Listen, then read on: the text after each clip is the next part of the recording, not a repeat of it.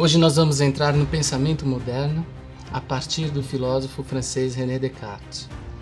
René Descartes ele repensa os fundamentos do conhecimento e ele cria uma filosofia que une todas as ciências em um saber universal. Para isso ele vai desenvolver a nova abordagem em que o indivíduo se torna a fonte de toda a reflexão filosófica. Existe em Descartes uma refundação, uma reestruturação do pensamento metafísico.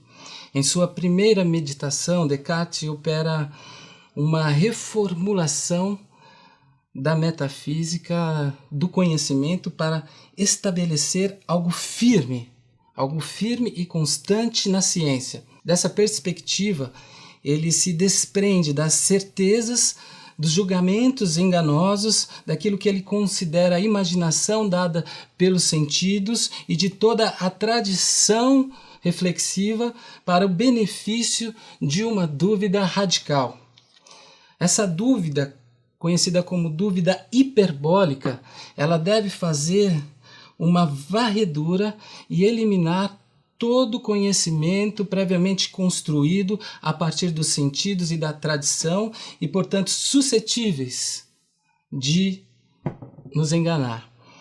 Esse reajuste da razão tem a intenção de discernir aquilo que é verdadeiro e aquilo que é falso, e romper com todos os pré-julgamentos. A busca pelas verdades ou pela verdade absoluta continua, mas através de um meio diferente. A dedução, ferramenta para acessar o conhecimento, é, palavras de Descartes, aquilo que concebe um espírito puro e atentivo, tão fácil e tão distintamente que não lhe resta alguma dúvida sobre o que ele entende dessa maneira. Vejam que clareza e distinção serão, portanto, dois elementos constituintes de um julgamento indubitável. Cogito ergo sum. Eu penso, logo eu sou, aparece como a primeira ideia clara e distinta por Descartes. O eu do cogito designa um sujeito pensante e, mais precisamente, uma substância pensante.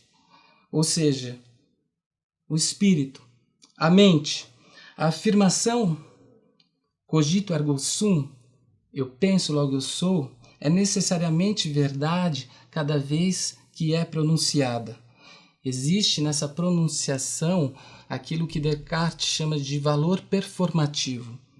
O filósofo do século XX, fenomenológico, Merleau-Ponty, especificará essa ideia, dizendo que todo pensamento de algo é ao mesmo tempo autoconsciência, sem o qual ela não poderia ter um objeto.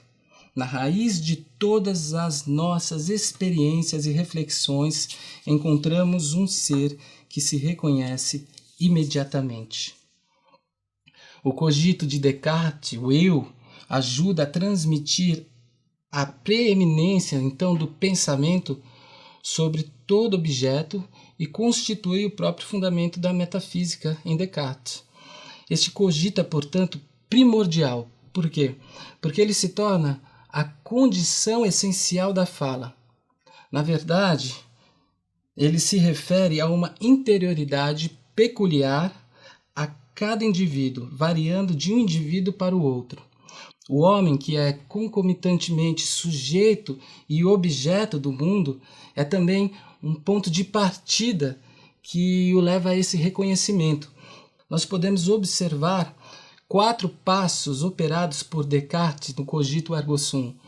O ato de duvidar é associado ao ato de pensar, já que, enquanto duvido, eu penso. O pensamento é associado a uma substância ou espírito, isto é, não existe por si só, mas denota, enquanto um ato puro do pensamento, a existência de algo pensante.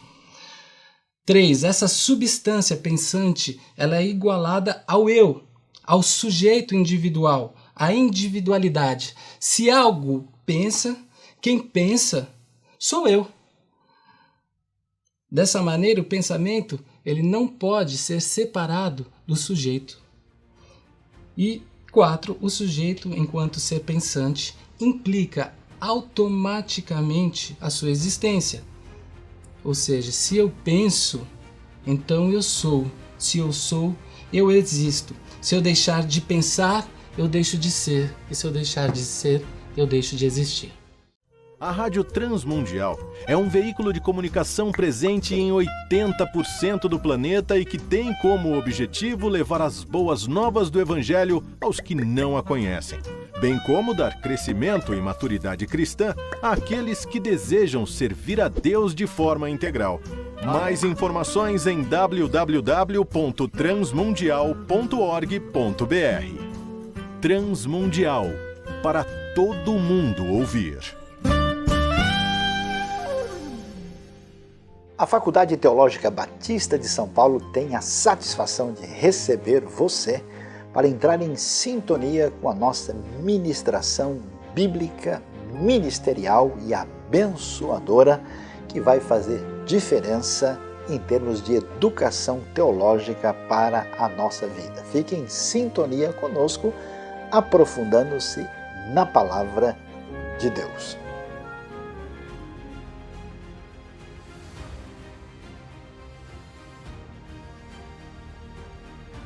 Nós encontramos então nessa afirmação de Descartes um valor subjetivo.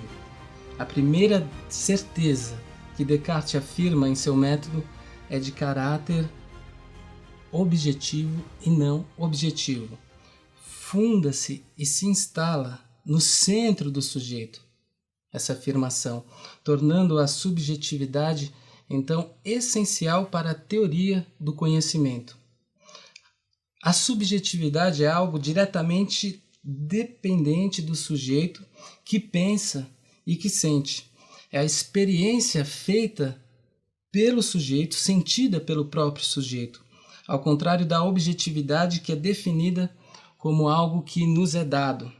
Em Descartes, então, o sujeito e a sua interioridade vão constituir o centro da gravidade da filosofia, mudando o centro da metafísica, do caminho da verdade, que na escolástica, na Idade Média, era Deus. Em Descartes, a subjetividade também é expressa no valor atribuído às coisas ao nosso redor.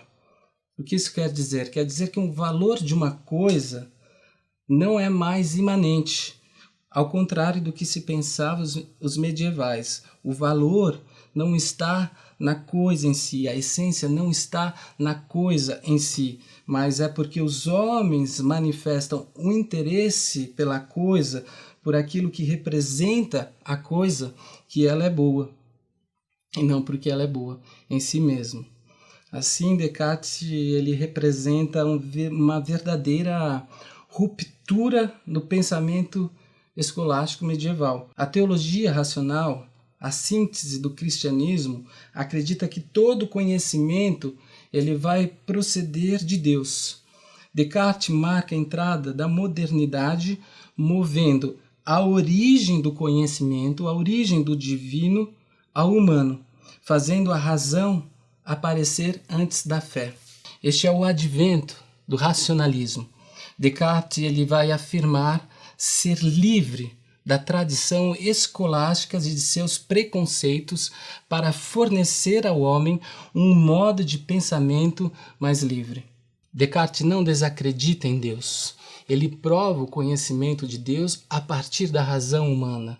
O homem que se concebe como um ser imperfeito, ele não pode reter essa noção de perfeição em si mesmo. Ela só pode ser insuflada por alguém perfeito, por um ser perfeito. E este ser para Descartes é Deus. O argumento da concebibilidade decorre dessa concepção teológica e metafísica. Isto é, conceber uma coisa claramente, distintamente, é alcançar a realidade dessa coisa.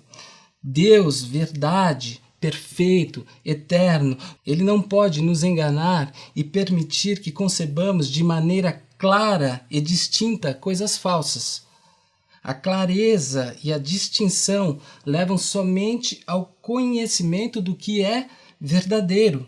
A faculdade que Deus nos deu para discernir o verdadeiro do falso não pode estar errada, enquanto a usamos corretamente e percebemos algo distintamente graças a ela.